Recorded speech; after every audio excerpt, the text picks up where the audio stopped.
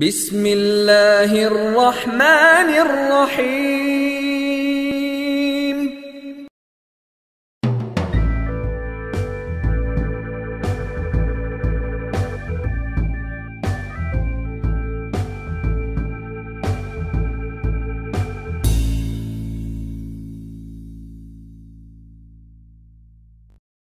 Good evening, and thank you a lot that you answered to make an interview with you. First question, why have you decided to translate your book on Serbian and to present it here in Belgrade? The question is important, and I'm happy that you ask it. I believe that my book is important for this region of the world where Islam and Orthodox Christianity are living side by side. The only way we can erase the 600 years of bitterness between the two communities is if they can both be taken to the truth which has come from the Lord God. That truth is in the scriptures, the revealed scriptures.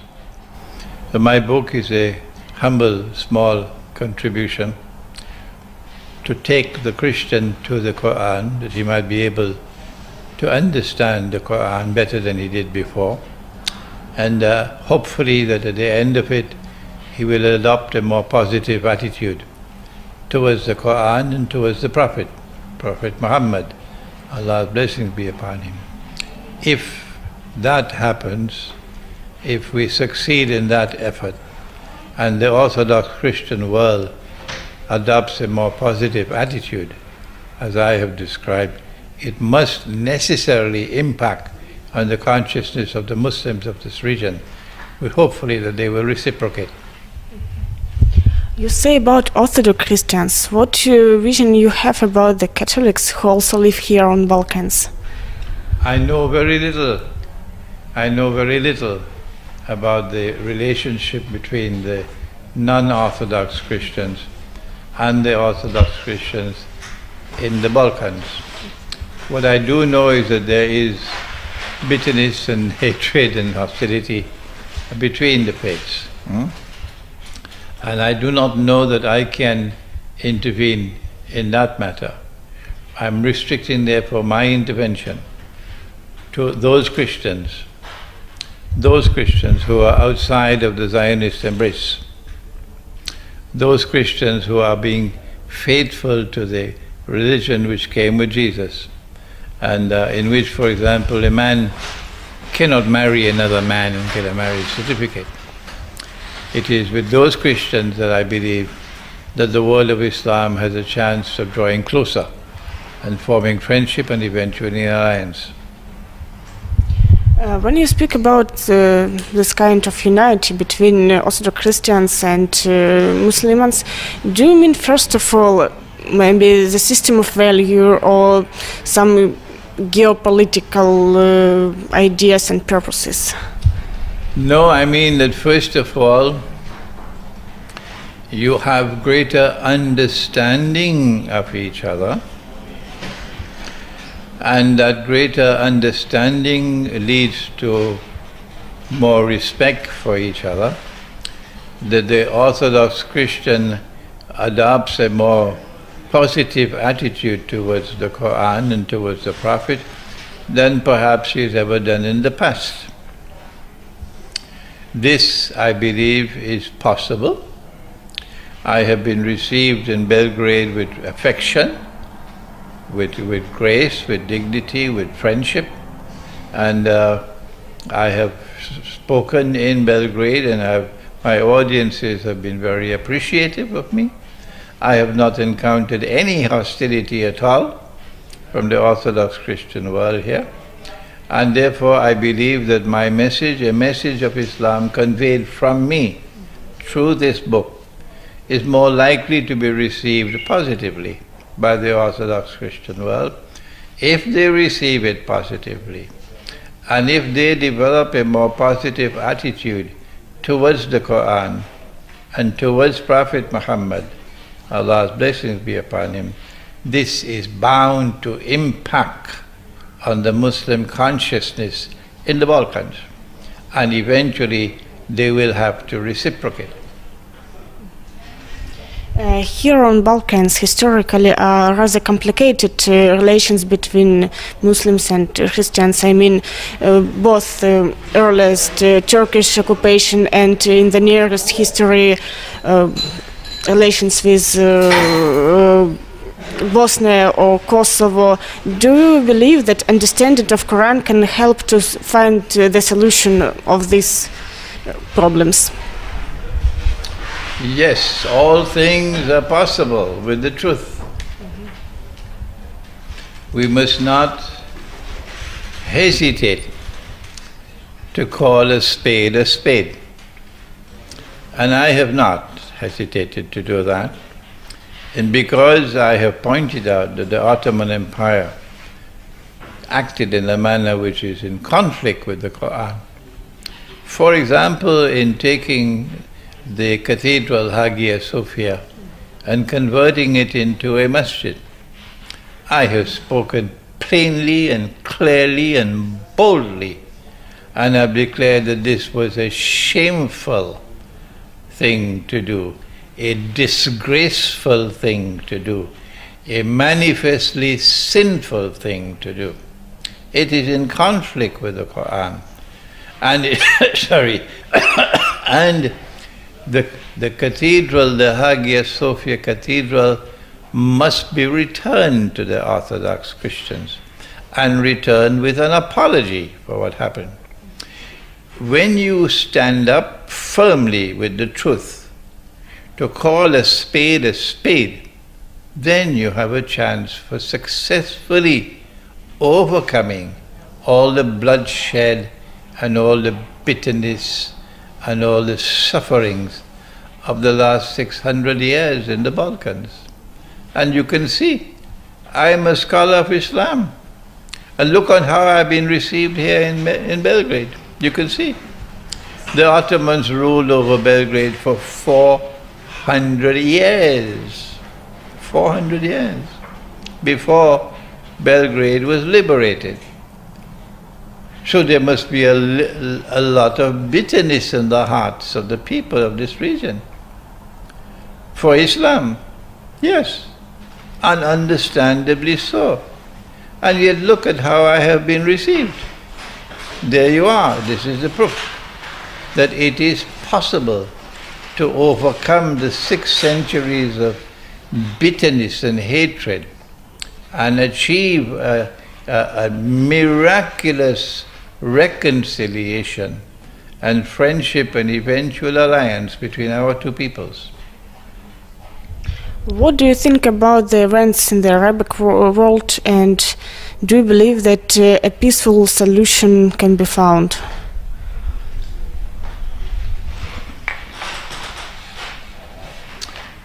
Jerusalem is at the heart of all the upheavals in the Arab world. And what President Trump has just done has helped to define the line which separates one side from the other. It's no longer a Sunni-Shia conflict. No. It's a conflict between those who remain faithful to the truth, which Jerusalem symbolizes, and those who betray that truth with a mountain of lies and oppression and deception. On this side of the fence, on this side of the line, an alliance will now come into being, which will be an alliance of Muslims and Orthodox Christians. On that side of the fence, it's the alliance of those who are oppressors. This is the defining moment that we can now look to the future to see how will these events unfold now in the Middle East, in the Arab world. That is no longer a question of Sunni versus Shia now. It's a question of Jerusalem as the central actor in the end of history, of those who stand for the truth against those who betray the truth. What do you think about events in Syria, and also what do you think about Russian action in this country? I have said that, excuse me, I have said that had Russia not intervened in Syria courageously, with magnificent courage, because the Russian intervention could have provoked nuclear war, yes. And yet the Russian people supported their leadership. And the Russian intervention has saved Syria from becoming another Libya. For this we have to commend Russia. We have to thank Allah, the one God, that the Russians intervened when they did and how they did. Otherwise Syria would have become another Libya. Secondly, had the Russians not intervened, I said that the Christians of Syria would have been slaughtered. So it would have been a second Armenia. The Armenian genocide was perpetrated to drive an everlasting wedge which will prevent Orthodox Christians and Muslims of ever being friends again. That's what the Armenian genocide was meant to do. A Syrian genocide would have put the nail into the coffin. Finally, it's impossible for Muslims and Orthodox Christians to ever become friends and allies. But because of the Russian intervention, the Christians of Syria were saved from slaughter. Finally, had Russia not intervened, you would have had an ISIS government in Syria, a bogus caliphate in Syria. And many Muslims would have been deceived and misguided into believing that the caliphate has been restored. No. This is a caliphate which has come with Santa Claus from the North Pole, not a real caliphate. That's what they have done in building and creating ISIS, and in providing the weapons and providing the money to wage that bogus jihad. And thanks to Russia, that was defeated. It is said now, both in Russia and here in Serbia and in Western media, that Russia has returned to the Middle East, in Syria, of course, and also it's spoken about contacts with Iran and so. How do you think this Russian influence in the Middle East, is it a positive or negative thing? Already it is as plain as daylight that the Russian intervention in Syria has succeeded. It was an intervention which had courage in it and also wisdom in it. And the whole world of people who still have common sense would recognize that Russia should be praised for their intervention. But those who took weapons from Santa Claus and took US dollars from Santa Claus to wage their bogus jihad in Syria, they will never accept it. They are licking their wounds now, but they have hatred in their hearts that they've been defeated. And our message to them, if you come again, you'll be defeated again. Before our interview, you mentioned that the Black Sea is mentioned in Quran, and we were speaking about the Crimea. Could you please explain it for our Crimean audience?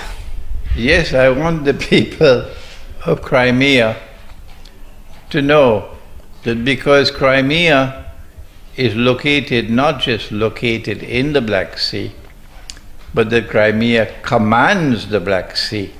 Whosoever controls Crimea commands the Black Sea.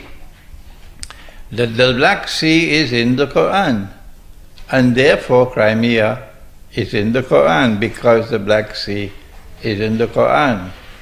The Quran has a chapter entitled the chapter of the cave, or Surah Al-Kahf. And in that chapter there is the story of a great traveler. He is called Zulkarnain, meaning the one who impacts on two ages, or two peoples, or two generations. So this is a story which impacts on two ages, the one which passed and the one which is to come. And in this travels of Zulkarnain, he is someone who has faith in the one God, and he has been bestowed with power. So when power rests on the foundations of faith, how will power be used? He travels in the direction of the setting of the sun, and he comes across a body of water which is dark and murky. And our commentators identify that body of water as the Black Sea. And there at that Black Sea, the Lord God asks him, how are you going to use your power with the people who live there? And he said, those who are wicked in their conduct, those who are oppressors, I will punish them. I will punish them. I will use the power that I have, which rests on the foundations of faith, to punish the wicked, to punish the unjust, to punish the oppressors. And when they return to you, you will also punish them. And I will reward and treat nicely those who have faith and whose conduct is righteous. Then he traveled in the opposite direction, which took him to the Caspian Sea. And there he met another people. And then he traveled in the third direction, which took him to Gog and Magog. And Gog and Magog, like Zulkarnain, have power, indestructible power. Only the Lord God can destroy them. But they use their power to oppress. They use their power wickedly, to corrupt, to destroy. So they are people without faith, Gog and Magog. When they are released, then of course the world will be a world in which power will be used to oppress. That's the world today. That's the world today, excuse me. Zulkarnain built a barrier with blocks of iron and coated it with copper and prevented Gog and Magog from being able to come out. And so they were contained. In the language of a game called chess, we say they were checkmated. They were rendered, they could not harm anyone. And so they remained safe. The people are now safe. And Zulkarnain said that what I have done is because of the kindness of the Lord God. But one day he's going to bring down that barrier. And these people are going to be released, Gog and Magog.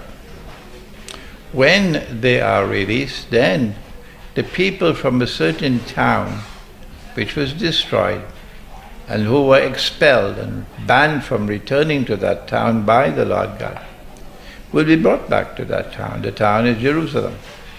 So when the Jews are brought back to Jerusalem, those who bring them back are Gog and Magog. Yes. So now we have Zulkarnain, which means two ages. The first age is one in which he contained them by building a barrier with blocks of iron and copper. What's going to happen the second time around? When will the second age come? Answer? We have to look to train our eyes onto the Black Sea. When we see in the region of the Black Sea power emerging on the foundations of faith in the region of the Black Sea, we know that this is the second of the two ages, Karnain, two ages. And power is now going to be used in the region of the Black Sea to punish the oppressor, to punish those who are unjust in conduct, those who are wicked. It is as plain as daylight that power has now returned in the region of the Black Sea, which rests on the foundations of faith. You know that your opinion about the Islamic world, about Russia, about the West, can be not welcome in the West, of course, and in some maybe Islamic countries. What do you think about that? The prophets of the One God have set an example for us that the truth must be proclaimed without regard for consequences. We have to follow in the footsteps of the prophets of the One God. And what I do is I proclaim the truth without regard for consequences. And I pray that the Lord God might protect me. Thank you very much, and good luck to you in your work. You're welcome.